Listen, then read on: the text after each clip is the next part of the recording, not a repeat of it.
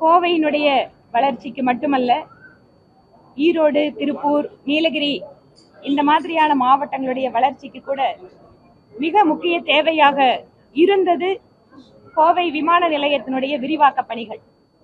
கோவை விமான நிலையத்தை சர்வதேச தரத்திலான விமான நிலையமாக மாற்றுவதற்கு மாநில அரசு நிலங்களை எல்லாம் கையகப்படுத்தி கொடுப்பதில் தாமதம் ஏற்படுத்தி கொண்டிருந்தார்கள். இப்போது ஒரு வழியாக நிலங்கள், தேவைப்படக்கூடிய நிலங்கள் எல்லாம் கையகப்படுத்தப்பட்டு நீண்ட நாட்கள் அந்த விவசாயிகளுக்காக கொடுக்க வேண்டிய இழப்பீடு தொகையெல்லாம் மாநில அரசு கொடுத்ததற்கு பின்பாக மிக முக்கிய காரணமாக விமான நிலைய ஆணையகம் மேம்படுத்துவது என்றால் அது இந்தியாவோட ஏர்போர்ட் அத்தாரிட்டி அவங்க மட்டும்தான் டெவலப் பண்ண முடியும். அப்படி இல்லைன்னு சொன்னா வேற எந்த பிரைவேட் நிறுவனத்துக்கு கொடுத்தா கூட அதில் மாநில அரசையும் ஒரு பங்குதாரராக சேர்க்க வேண்டும் என்கின்ற நிபந்தனையின் காரணமாக இத்தனை நாட்கள் அந்த பணிகள் எல்லாம் ஒரு தொய்வுற்ற நிலையில் இருந்தது. அதாவது மத்திய அரசிலிருந்து செய்ய வேண்டிய பணிகள். இப்போது இன்று மரியாதைக்குரிய மாநிலத்தினுடைய முதலமைச்சர் நல்ல செய்தியை எங்கள் பகுதி மக்களுக்கு கொடுத்திருக்கிறார். எப்படி ஒரு விமான நிலைய விரிவாக்கத்திற்கு நிலங்களை கொடுக்கின்ற பொழுது மாநில அரசு எந்தவித நிபந்தனையும் இல்லாமல் அதை மத்திய அரசிடம் ஒப்படைக்க வேண்டும். அதற்கு பின்பாக மத்திய அரசு ஆயிரக்கணக்கான கோடிகளை செலவு செய்து அந்த விமான நிலையத்தை மேம்படுத்தும். இப்போது இது நாள் வரை தமிழக அரசு அந்த நிபந்தனைகளை வைத்துக் கொண்டிருந்ததை விலக்கி நாடு முழுவதும் எப்படி ஒரு மாநில அரசு விமான நிலைய விரிவாக்கத்திற்கோ அல்லது புதிதாக அமைப்பதற்கோ நிலங்களை கொடுக்கிறார்களோ அதே போல தமிழக அரசும் விமான நிலைய விரிவாக்கத்திற்காக நிலங்களை கொடுக்க தயாராக உள்ளது என்கின்ற தகவலை இன்று தெரிவித்திருக்கிறார்.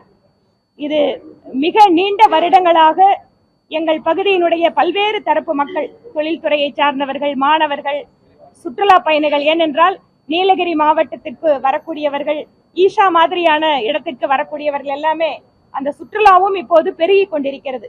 இந்த வேளையில் இந்த ஒரு நல்ல செய்தியை, நல்ல முடிவினை எடுத்திருக்கின்ற மாநிலத்தினுடைய முதல்வர் திரு ஸ்டாலின் அவர்களுக்கும் தமிழக அரசுக்கும் இந்த நேரத்தில் எங்களுடைய நன்றிகளை தெரிவித்துக் கொள்கிறோம்.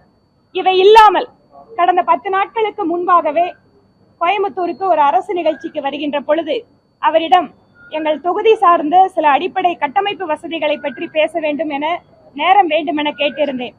அது இன்றுதான் அந்த நேரத்தை அவருடைய அலுவலகம் எங்களுக்கு கொடுத்தாங்க.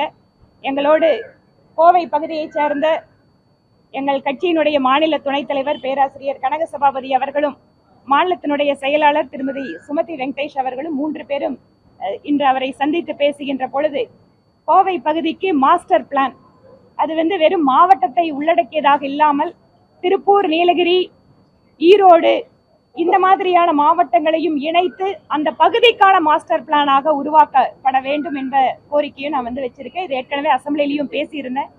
இவை இல்லாமல் இந்த அரசு பொறுப்பேற்றதற்கு பின்பாக இங்க எப்படி சென்னை பெருநகர வளர்ச்சி குழுமம் இருக்கிறதோ அந்த போல கோவை, மதுரைக்கெல்லாம் அறிவித்தார்கள்.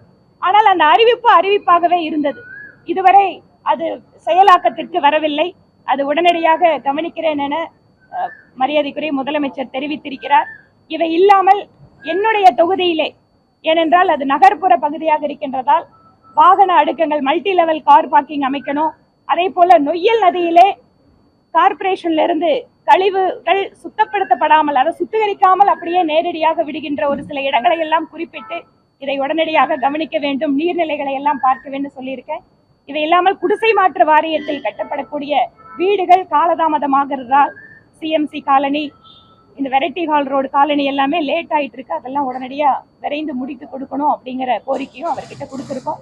அந்த கோரிக்கைகளோட மனுவை நான் என்னோட சோசியல் மீடியா ஹேண்டல்ல ஷேர் பண்றேன். நீங்க அதை எடுத்துக்கலாம். சந்திப்பு ஆக்கப்பூர்வமான முறையில் இருந்தது. என்னோட பகுதிக்காகவும் என்னை வெற்றி பெற செய்து என் மீது ஒரு பெரிய நம்பிக்கை வைத்திருக்கக்கூடிய கோவை மக்களுக்கு இதை செய்ய வேண்டும் என்கின்ற அந்த ஒரு ஆர்வத்தின் காரணமாக இதற்கான வாய்ப்பை கொடுத்த மாநிலத்தினுடைய மரியாதைக்குரிய முதல்வர் திரு ஸ்டாலின் அவர்களுக்கு எங்களுடைய நன்றிகள். பாதகம் செய்பவரை கண்டால் நாம் பயங்கொள்ளலாகாது பாப்பா, மோதி மிதித்து விடு பாப்பா, அவர் முகத்தில் உமிழ்ந்து விடு பாப்பா. அண்மை செய்திகளை உடனுக்குடன் தெரிந்து கொள்ள இணைந்திருங்கள் இயம்நாடு தொலைக்காட்சியுடன்.